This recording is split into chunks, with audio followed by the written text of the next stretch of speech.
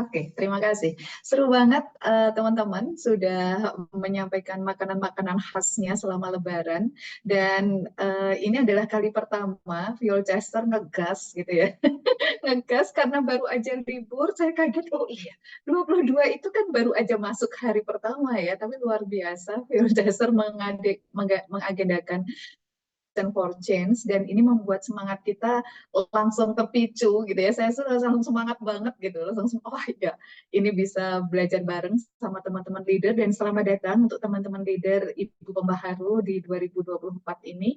Kita bareng-bareng ya, bareng-bareng semakin banyak keluarga besar kita yang memiliki komunitas-komunitas perempuan di mana kita tidak bisa sendirian untuk bisa menghasilkan tujuan bersama.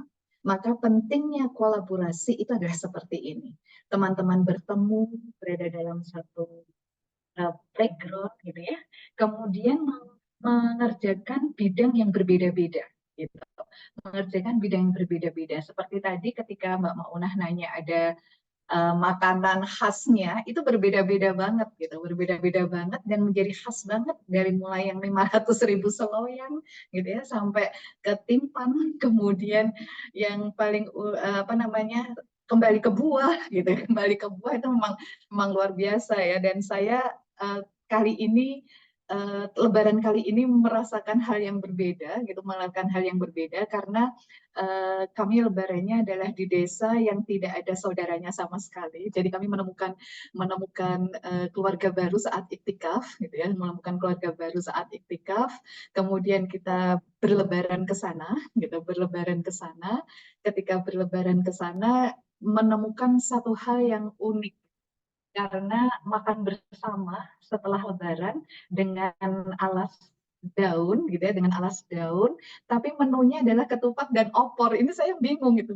Saya nengok, aduh gimana caranya ya makan tanpa sendok, tanpa apa namanya piring, tapi menunya adalah ketupat dan opor ayam gitu. Wah, ini tantangan saya mau makan aja lirak-lirik gitu kan, lirak-lirik kanan kiri ibu-ibu ini gimana caranya makan dan ternyata ini cara baru makan ketupat gitu. Oh begini caranya, tinggal dipotong dua, kemudian dikasih kuah di kuahnya sedikit, kemudian kita makan kayak cake gitu ya, makan ketupatnya tuh kayak cake gitu kan. Oh seru banget gitu ya. Ini adalah hal-hal baru mungkin yang akan teman-teman temui ketika teman-teman berkolaborasi. Tujuannya sama merayakan Lebaran, ya tujuannya sama merayakan Lebaran, tapi memiliki pengalaman dan keahlian yang berbeda, gitu.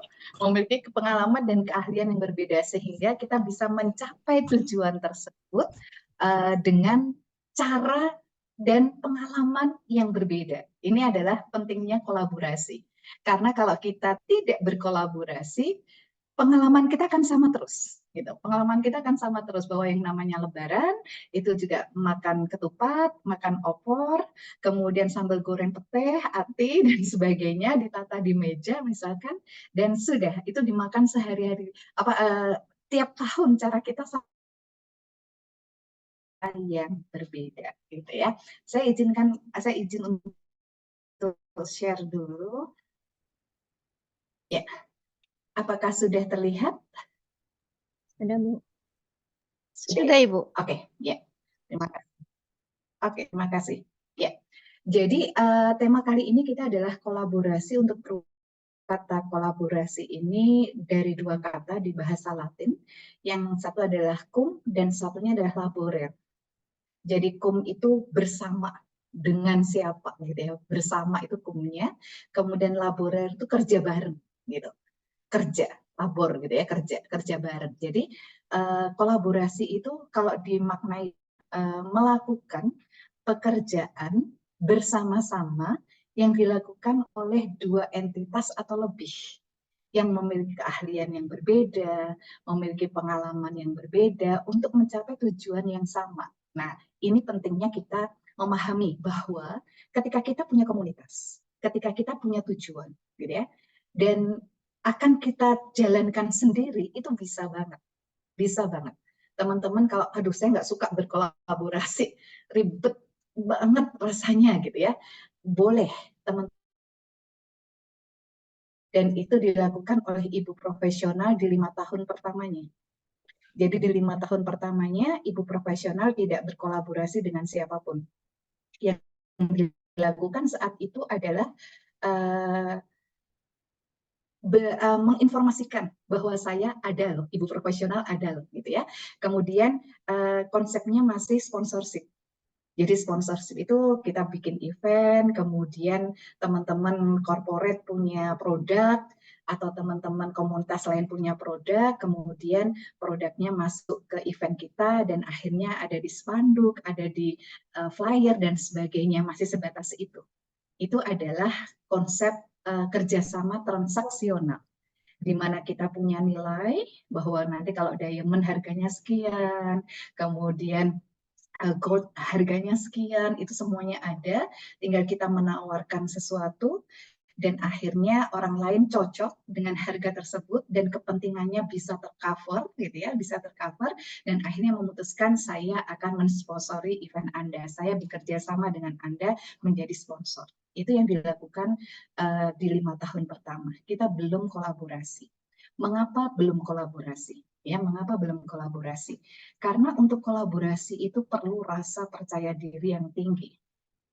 Jadi teman-teman memerlukan kepercayaan diri tinggi dulu. Tidak boleh kita berkolaborasi dengan pihak lain, itu kita tidak setara. Jadi kunci dari kolaborasi itu adalah kesetaraan. Kalau kita masih awal berdiri, komunitas kita masih awal berdiri, kemudian masih usia seumur jagung lah ya, seumur jagung, belum dikenal siapapun, tiba-tiba mau berkolaborasi dengan komunitas besar atau korporat yang besar, itu artinya hawanya kurang. Nah, kunci dari kolaborasi adalah tidak boleh yang satu merasa lebih rendah dari yang lain. Jadi kalau kunci kolaborasi bisa Mbak Kurniati di mute. Ya, terima kasih. Sehingga kita tidak bisa cara berbicara kita ketika kita tidak setara itu berbeda. Kita menghamba, gitu. Ini yang pantangan besar kolaborasi adalah menghamba. Menghambanya karena apa?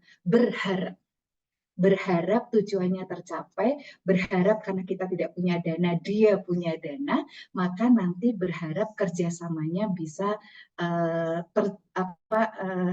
terjadi, gitu ya, kerjasamanya bisa terjadi, dan dalam menjalankan kerjasama itu kita tidak berani mengatakan apa adanya, karena ada kekhawatiran nanti tidak jadi dilanjutkan kerjasamanya. Jadi ada semacam kebergantungan. Ini adalah konsep yang tidak boleh dilakukan ketika teman-teman menjalankan kolaborasi. Jadi yang pertama, teman-teman perlu setara terlebih dahulu, ya. Yang kedua, teman-teman perlu punya inisiatif awal, punya tujuan bersama. Jadi sebenarnya kolaborasi itu intinya adalah sharing. Sharing mimpi, sharing tujuan bersama, sharing visi, sharing peran, dan sebagainya. Sharing itu bisa terjadi kalau sudah setara, gitu. Ya, jadi ini konsep awalnya. Teman-teman akan menentukan saya harus berkolaborasi atau tidak. Itu adalah bagaimana posisi teman-teman sekarang. Nah, kolaborasi itu macam-macam, gitu ya. Ini nanti ada kolaborasi internal antar kita saja, antar tim di komunitas teman-teman sendiri, itu bisa disebut sebagai kolaborasi, untuk latihan kolaborasi. Kemudian ada juga kolaborasi eksternal dengan tim lain, gitu ya, tim lain yang berbeda. Misalkan dengan tim yang berkaitan dengan faktor yang kita tidak punya. Contohnya, ada faktor regulasi, yaitu pemerintah. Kita nggak punya itu. Maka kita kolaborasi dengan pemerintah yang mendukung keberhasilan tujuan kita dengan regulasi. Kita perlu tim media. Di sini kita tidak punya, maka kita kerjasama dengan tim media. Nah, itu bisa, karena kita yang tidak ada di kita. Kemudian kita kolaborasikan dengan yang lainnya. Ada juga yang kerjasama hierarki. Kerjasama hierarki itu antar yang terjadi di kepengurusan, tapi beda hierarkinya, gitu ya. Beda hierarkinya. Jadi antara kita dengan tim, kalau di ibu profesional kan ada structure gitu ya, antar roda gitu. Jadi antar rodanya, antar wheel-nya. Jadi misalkan ibu pembaharu dengan ibu inklusif. Kemudian ibu inklusif dengan komponen. Nah, itu ada berbeda kerja apa namanya kolaborasi yang berdasarkan pada hierarkinya, perbedaan pada satu organisasi. Kemudian ada juga kolaborasi yang horizontal dan vertikal, gitu ya. Horizontal vertikal itu adalah horizontal tadi hierarki, vertikal itu hierarki, kemudian horizontal itu sesama ibu pembaharu dengan sesama ibu pembaharu. Jadi komunitas, misalkan teman-teman di komunitas A ketemu dengan komunitas B, kemudian akhirnya bersama-sama membangun kolaborasi wadah yang sama. Nah, gimana pentingnya? Yang pertama adalah menggabungkan keahlian. Menggabungkan keahlian ini, teman-teman harus bisa melihat kolaborasi itu artinya adalah menggabungkan keahlian dan sumber daya yang berbeda. Jadi keahliannya berbeda, sumber dayanya berbeda, ini akan bisa menjadi kolaborasi yang enak. Tapi kalau teman-teman sesama gitu ya, ahlinya sama, bikin desain ya ahli desain semuanya, parenting ya parenting semuanya gitu kan. Kemudian sumber dayanya juga sama, yang dimilikinya sama, biasanya terjadi konflik kolaborasi yang terjadi seperti itu. Karena masing-masing akan menunjukkan ini loh, aku punya loh gitu kan, aku punya juga. Aku nggak cocok loh dengan caramu, karena berbagai macam apa namanya pandangan ya dari sudut pandang yang berbeda. Nah, yang kedua adalah memecahkan tantangan bersama.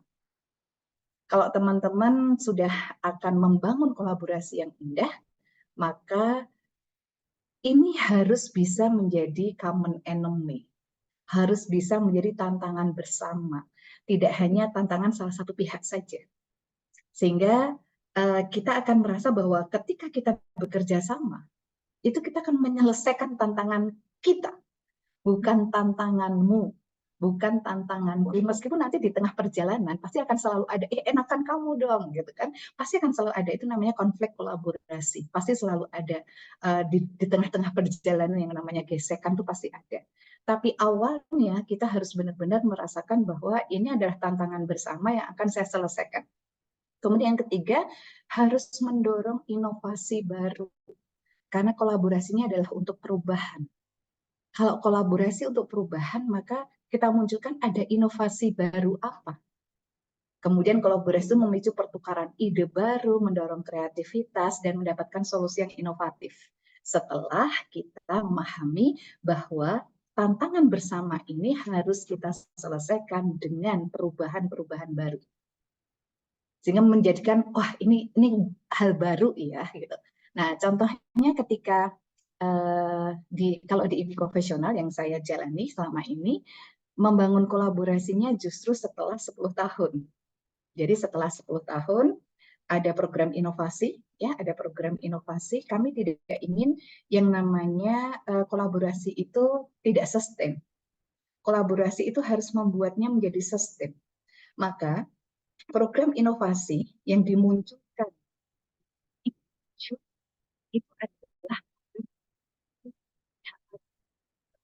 kolaborasi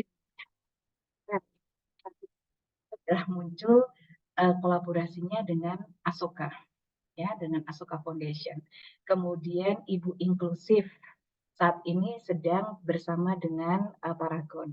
Kemudian ada Dapur Ibu Bersama, itu adalah kerjasama bareng dengan Frisian Flag Indonesia dan Kementerian Koperasi. Kemudian Home Team sedang kerjasama dengan The Human Safety Net.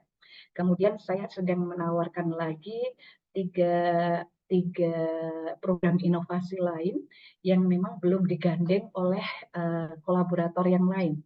Sehingga misalkan IPedia, ini saya sedang mendekati media-media yang besar seperti MNC dan sebagainya untuk bisa gandengan bareng bahwa ini ada tujuan bareng loh yang bisa dijalankan.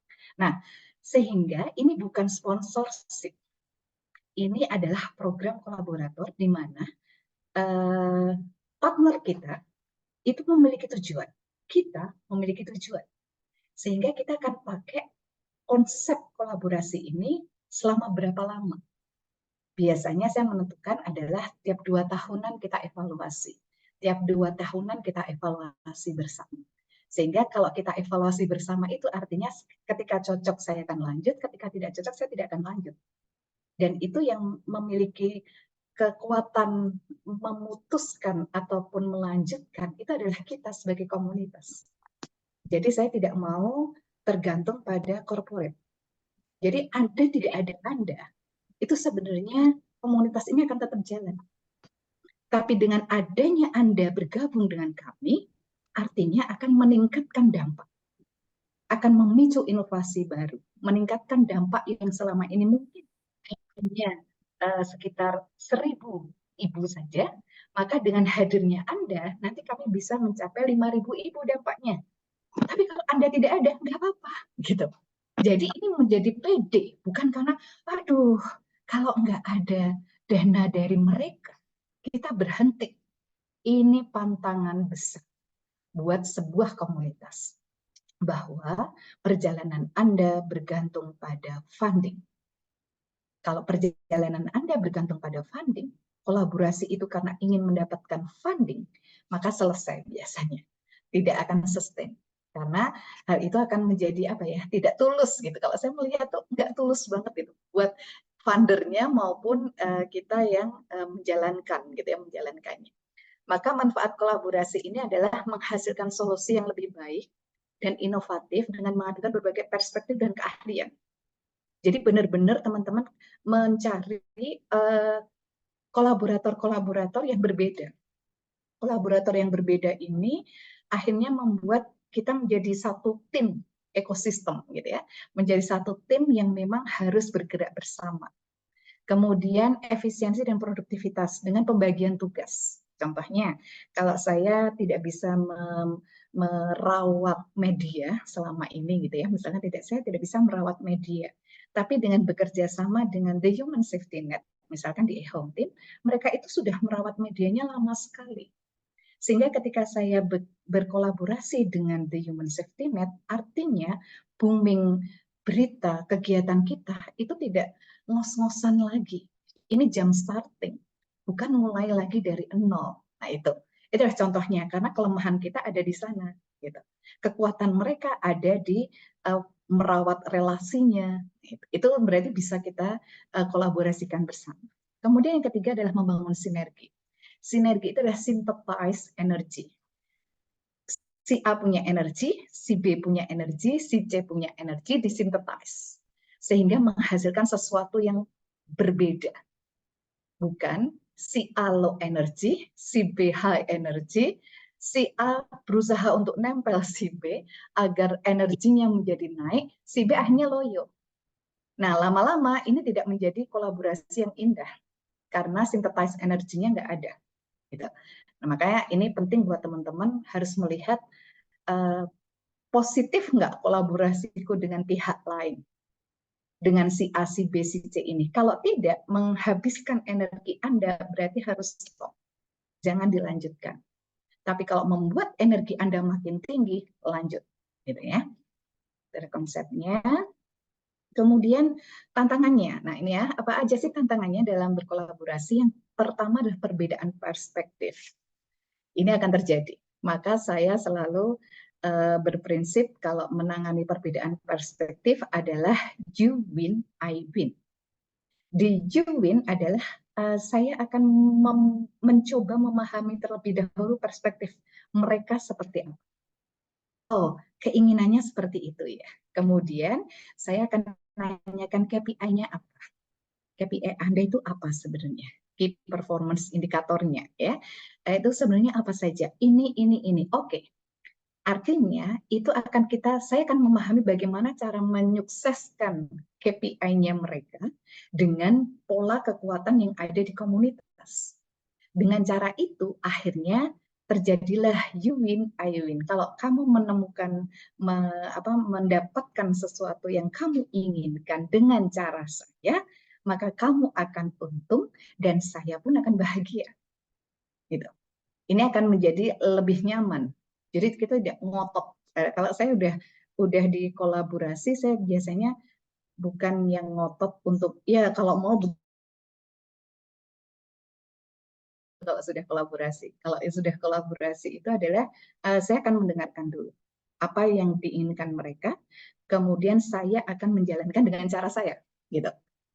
Tetap menggunakan dengan cara saya, tetap ada itunya ya, tetap oh pokoknya harus digunakan dengan cara saya. Tapi apa ya, tujuan awalnya adalah menyukseskan perspektif yang dia dapatkan.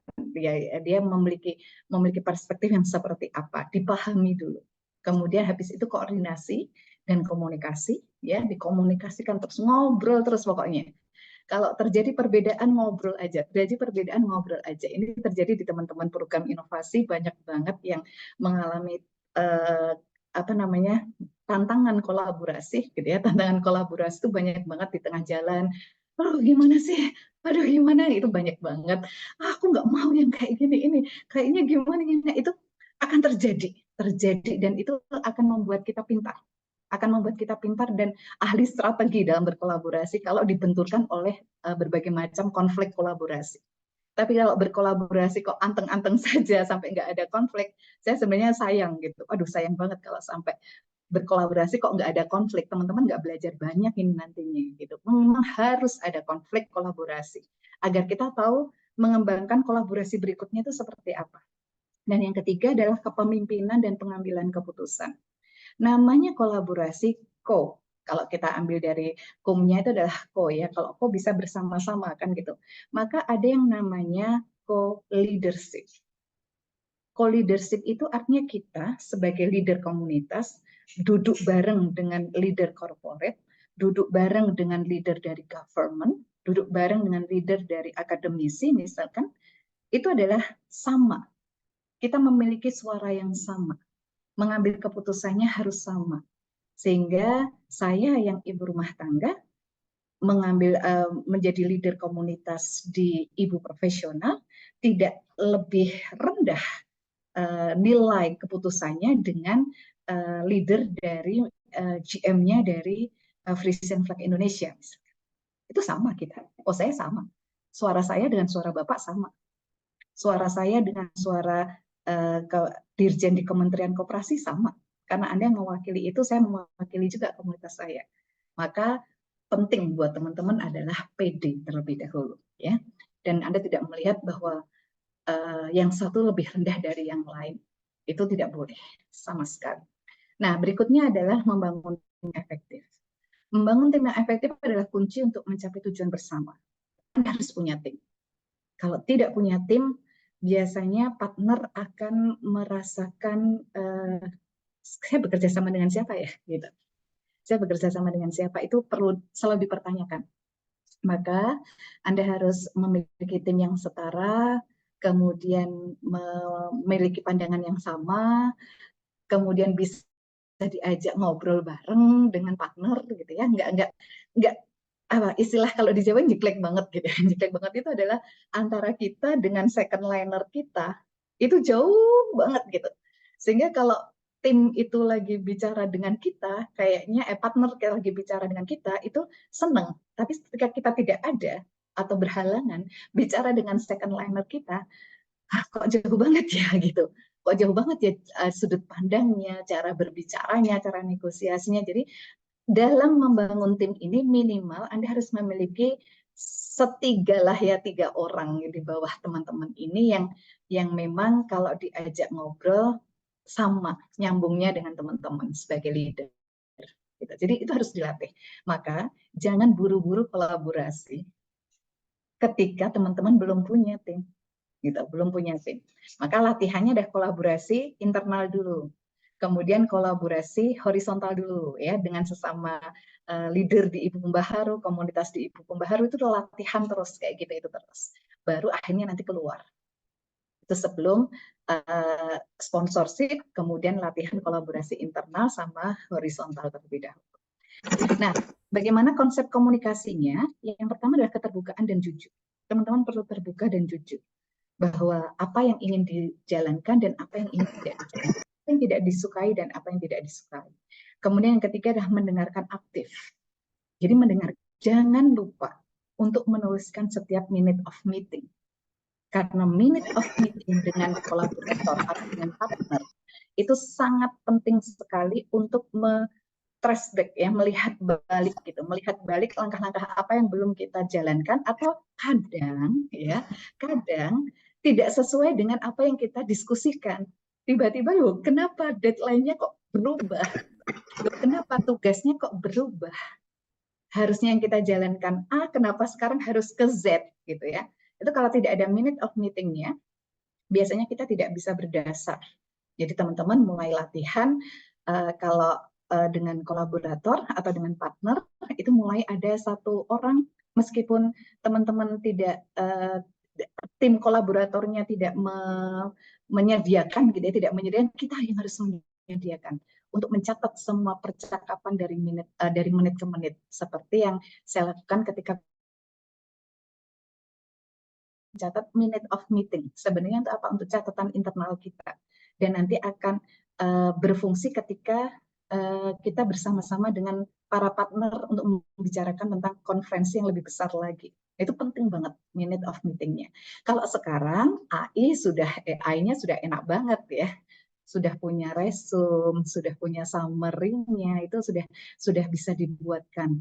Nah, kita perlu belajar juga biar nggak kalah dengan AI. Kemudian yang ketiga adalah umpan balik konstruktif. Berani bicara tidak cocok. Itu memberikan umpan balik yang konstruktif kepada partner kita. Itu harus berani. Karena kalau tidak, maka tim Anda yang akan merasakan sengsara gitu ya. Kolaborasi ini kok sengsara banget sih, nggak enak banget sih gitu. Karena kita tidak berani untuk memberikan umpan balik yang konstruktif. Nah, ini latihan lagi komunikasinya ya. Kemudian ada pemahaman bersama bahwa kita memastikan semua anggota timnya memahami tujuan bersamanya, memahami perannya, tanggung jawab masing-masing, paham, dan berjalan bersama-sama. Oke. Kemudian tahap berikutnya adalah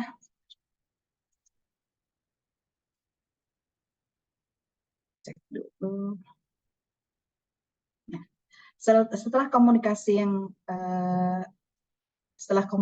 yang efektif, maka kita perlu untuk melihat berbagai macam tantangan-tantangan yang ada. Tantangan-tantangan yang ada di sini, salah satunya, sebentar saya stop, ini nggak mau jalan.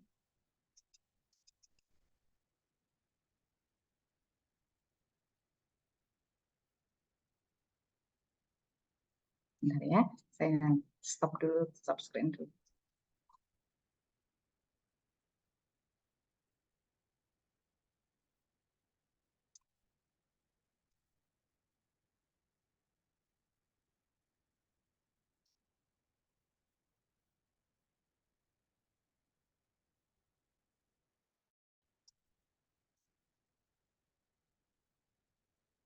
Oke, share screen saya bermasalah ini, nggak kuat. Saya langsung aja ya, langsung cerita aja. Sehingga tahapannya setelah ini adalah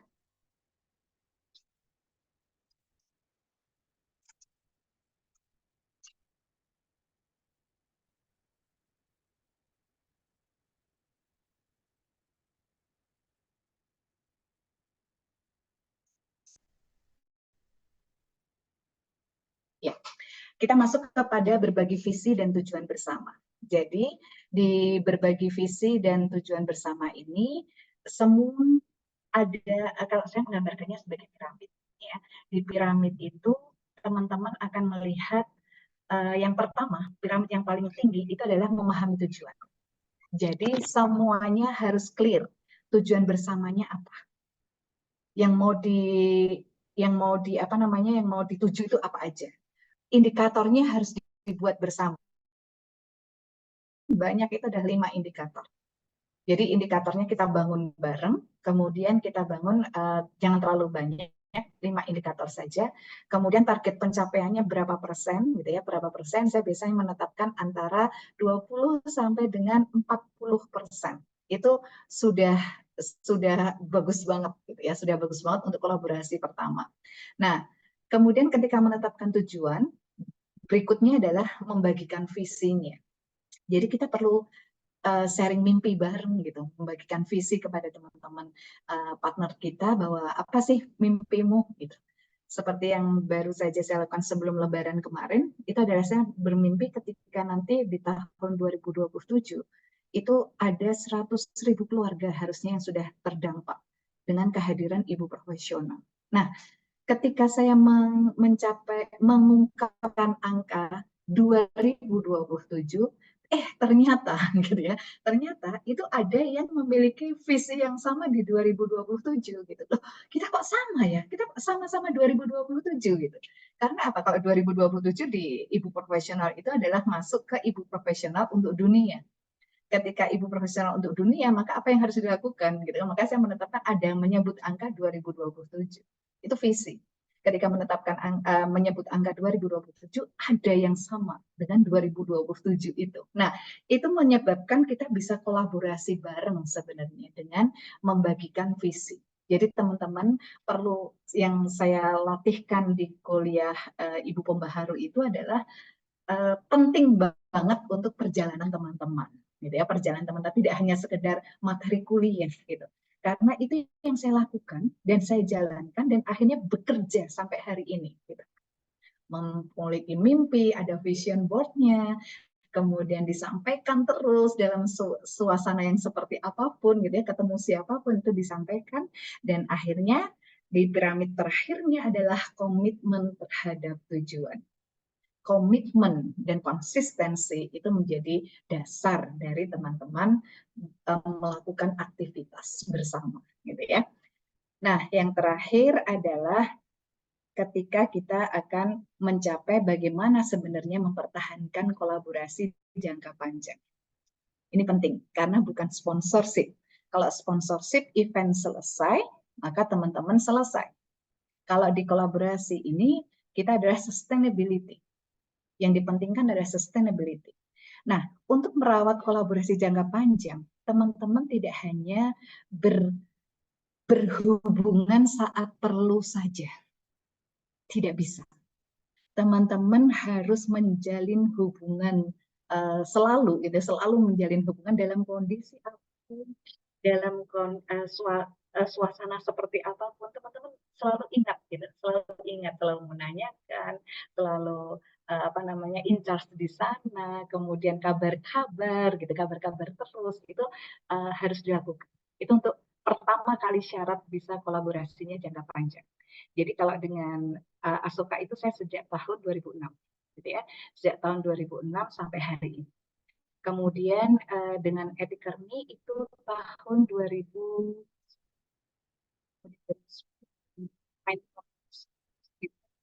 terus akhirnya bergantung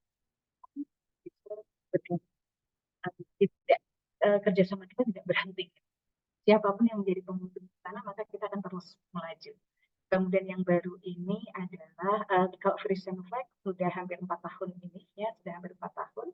Kemudian dengan The Human Safety Net adalah 2 tahun.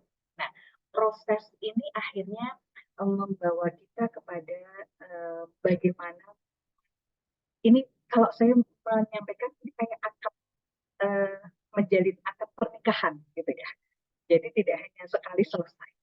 Jadi kita perlu untuk memahami, saling memahami, kemudian kita perlu menyambangi, kita perlu menanyakan kabarnya seperti apa, perlu ngobrol bareng, beraktivitas bareng meskipun tidak ada kegiatan. Nah, ini penting untuk teman-teman merawat. Maka yang pertama untuk mempertahankan kolaborasi jangka panjang adalah membangun kepercayaan. Setelah membangun kepercayaan, teman-teman harus fleksibel dan adaptasinya tinggi. Ya, kalau perubahan-perubahan yang terjadi, oke, harus gimana lagi nih? Harus gimana lagi kalau kita agile gitu ya. Kemudian yang ketiga, komitmen berkelanjutan. Biasanya kolaborasi itu akan terus dikerjakan apabila berkelanjutan. Misalkan kalau saya targetnya misalkan akan membuat board game selama 4 tahun. Kalau membuat board game selama 4 tahun, maka dibagi-bagi. Baik ke tahun pertama apa, tahun kedua apa, tahun ketiga apa, tahun keempat apa. Nah, urusannya hanya board game saja, tapi itu bisa diterima daripada hari ini board game, besok kolaborasi yang lainnya lagi, besok ganti lagi gitu. Itu dari sisi kolaborator bingung biasanya gitu, bingung. Tapi kalau kita konsisten satu sampai jadi, itu biasanya bisa dan orang-orang global lebih senang dengan yang konsisten. Ya, satu kecil konsisten tapi sampai besar itu senang banget dibandingkan idenya kemana-mana tapi nggak jadi apa-apa. Ya. Kemudian yang terakhir adalah evaluasi dan perbaikan. Selalu ada evaluasi, selalu ada yang tertulis, selalu ada report, selalu ada measurement, ukurannya apa, selalu ada evaluationnya apa, dan learningnya apa. Maka kita nanti akan belajar bersama-sama bagaimana membangun kolaborasi dengan yang terukur melalui MEL, ya, measurement, evaluation, and learning. Terima kasih, itu sekilas tentang kolaborasi. Kalau teman-teman ada yang masih penasaran gitu ya, penasaran, nanti materinya akan saya kirimkan ke Viewchester untuk bisa dibagikan ke teman-teman semuanya, karena tadi berhenti di slide yang keempat ya gitu. Silahkan Mbak Mauna. Terima kasih Ibu. Ini menarik banget Bu.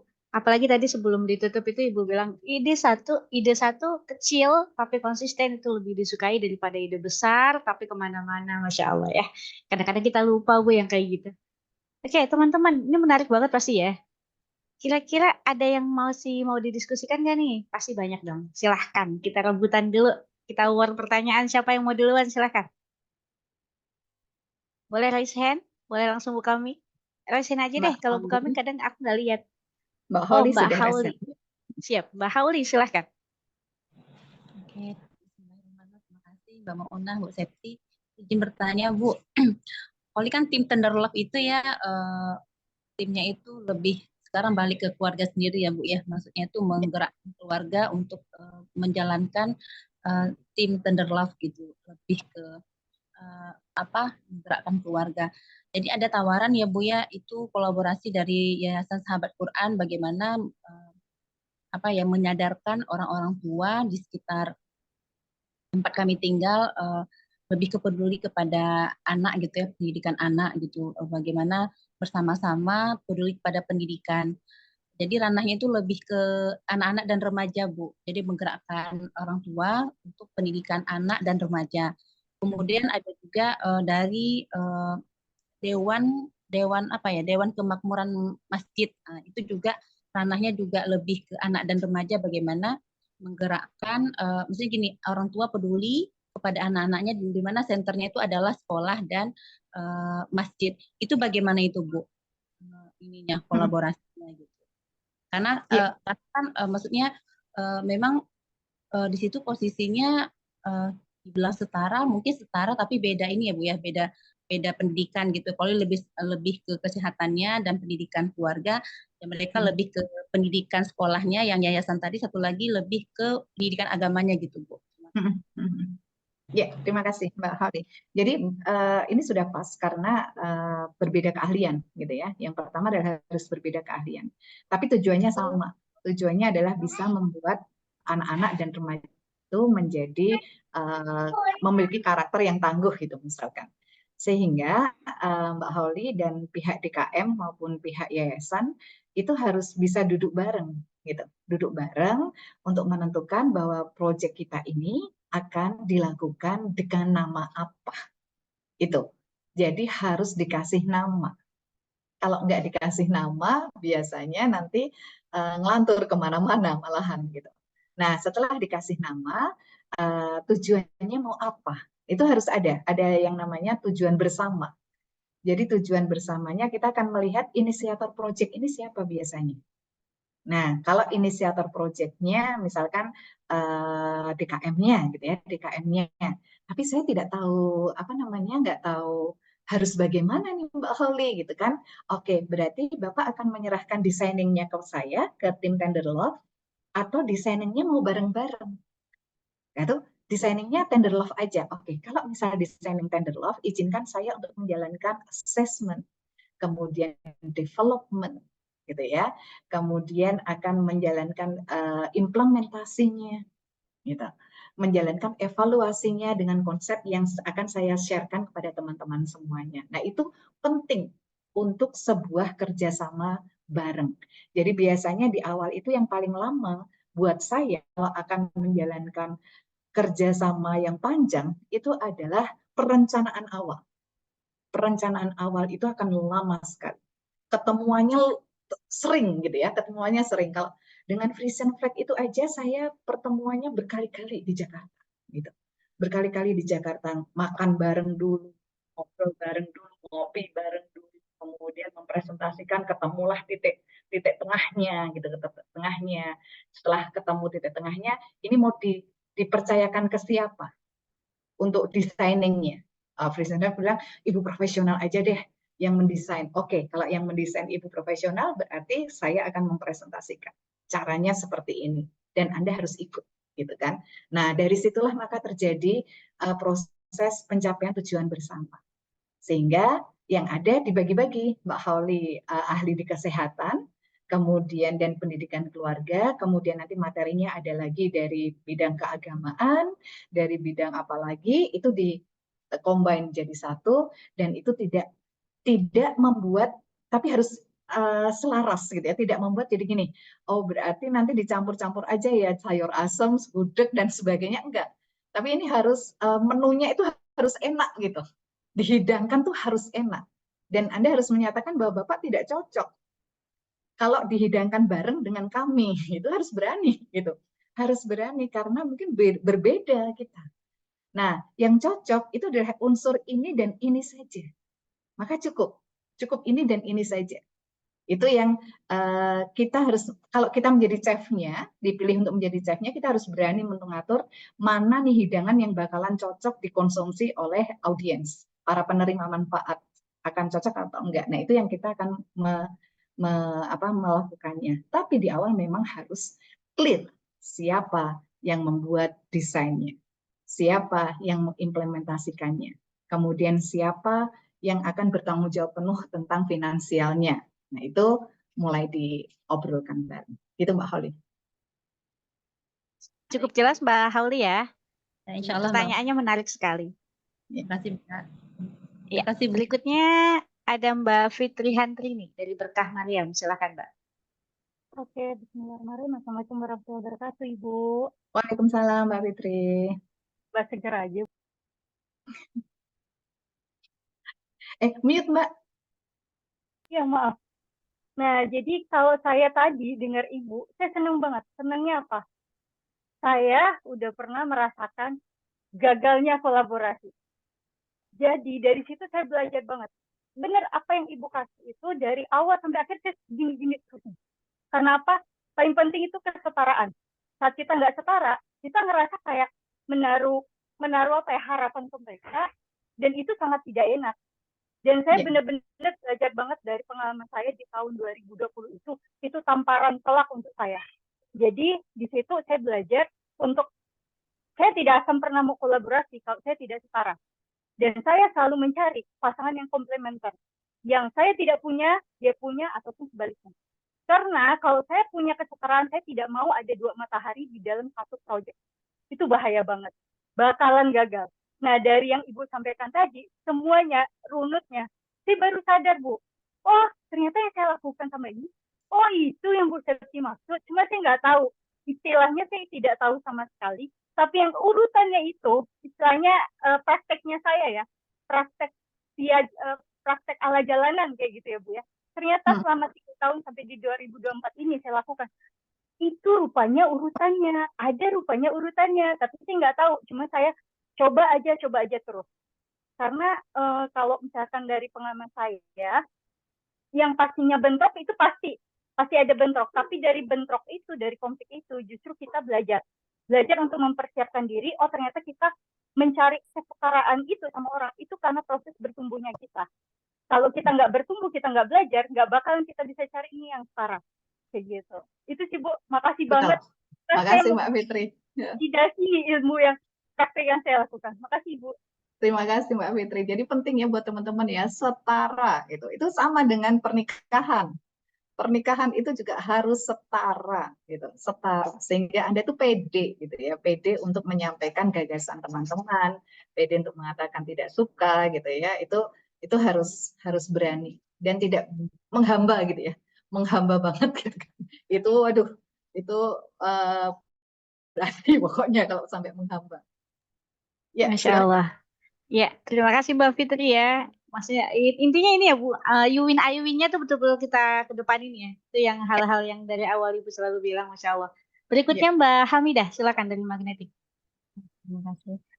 Ketemu lagi Bu di Zoom akhirnya setelah iya, liburan. akhirnya setelah liburan. Iya.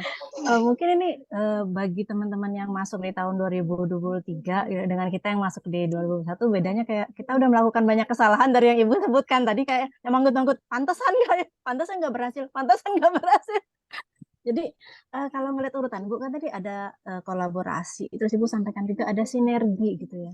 Nah terus menarik lagi ke dalam, ada yang saya lihat kata kuncinya adalah perkuat tim. Ini kan materi bunsal banget ya Bu, dasar banget Bu gitu. Jadi ini kayaknya yang jadi PR kita bersama di ekosistem Ibu Baru.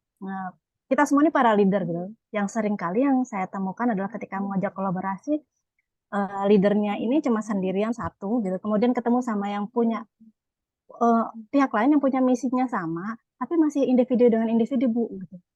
Nah ini gimana ya biar yang tadi Ibu sampaikan kalau nggak punya tim, kemudian juga apa ya shared visionnya memang ada, tetapi ketika ini jadi kayak tarik-tarikannya kuat banget. Nah kalau ingin belajar tadi seperti Ibu sampaikan, kalau Ibu profesional itu di masa pertamanya 5 tahun ya, berarti memperkuat tim di dalamnya. Nah kalau melihat tadi tahapan-tahapannya Bu, untuk sampai ke kolaborasi berarti perkuat tim dulu. Nah pengalamannya yang Ibu temukan kalau misalnya ketemunya masih satu-satu dan komplementer memang gitu, satu-satu, ini apakah di masa depan kita bisa balik lagi ya gitu, masih memulai proses dari awal, tapi ketika dua-duanya udah punya tim nambah gitu ya Bu ya. Saya membayangkan kalau kolaborasinya masih sesama kita sesama ekosistem dulu aja lah, karena mungkin masih saya sendiri leader di sana juga sendirian leader gitu. Masih sangat mungkin, Mbak. Jadi kenapa kita perlu latihan untuk kolaborasi internal, ya? Kolaborasi internal sama kolaborasi horizontal tadi. Kolaborasi internal itu antar internal kita, misalkan di institut dengan institut, macam-macam timnya, divisinya gitu ya, itu kolaborasi bareng. Atau dengan kolaborasi horizontal antara Magnetik dengan tim komunitas lain di Ibu Pembaharu gitu misalkan. Itu adalah latihannya terlebih dahulu. Nah, di awal pasti akan terjadi individual dulu, leader dengan leader, pasti akan terjadi. Kalau saya yang udah skala global aja, misalkan di skala nasionalnya dengan Freeze and Fact misalkan, atau dengan The Human Safety Net, atau dengan Asoka, itu pertama kali saya sebagai leader yang akan bertemu dengan leadernya sana. Gitu. Saya akan bertemu dulu. Di pertemuan ini kita akan menggagas apa yang diinginkan. Kemudian tujuannya seperti apa.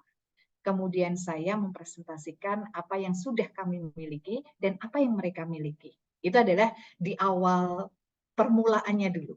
Nah, setelah itu, ketika ngobrol bareng, libatkan teman-teman, meskipun cuma hanya diam, gitu.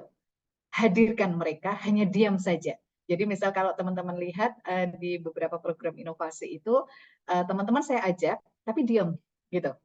Mengamati aja, saya yang bicara terus gitu. Saya yang bicara terus dengan leader mereka gitu kan. Udah yang lainnya tim mereka itu juga diam terus gitu. Diam terus. Nah, kemudian setelah itu kita bagi.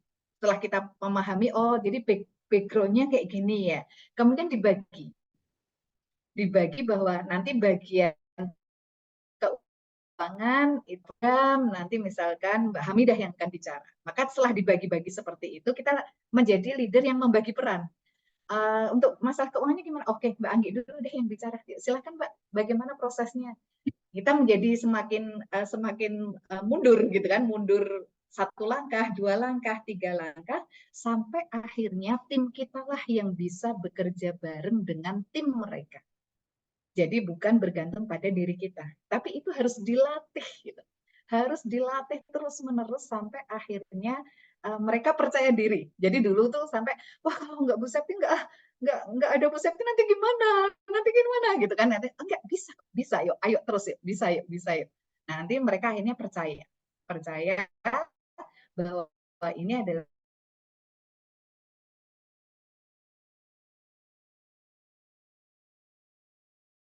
Kalau ibu profesional sampai masuk ke 5 tahun ketiganya baru mulai berproses. Jadi teman-teman latihan dulu, yang gagal dulu banyak dulu, salahnya dibanyakin dulu gitu ya.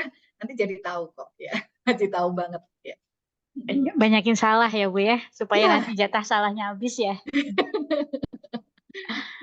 Ibu, ini sudah jam 14.59, tapi pertanyaan masih banyak. Apakah diizinkan jika nanti dilanjutkan 1 kali 24 jam ngobrol di WA Group mungkin Bu? Boleh. Boleh Alhamdulillah. semua pertanyaan nanti masuk di WA Group, dan nanti saya bahkan buatkan e-book. Tadi belum selesai e-booknya, saya sebenarnya sudah menyusun e-booknya untuk pegangan teman-teman di kolaborasi, sehingga nanti kita bisa diskusi berbasis pada data dan tulisan yang ada di sana ya. Siap Ibu, terima kasih banyak. Alhamdulillah dapat bonus banyak. Hari ini luar biasa sekali materinya teman-teman ya. Untuk kita yang udah punya gerakan tapi jalannya tuh masih cimit-cimit gitu, kolaborasi sering gagal gitu kan, atau kolaborasi tapi one man show gitu.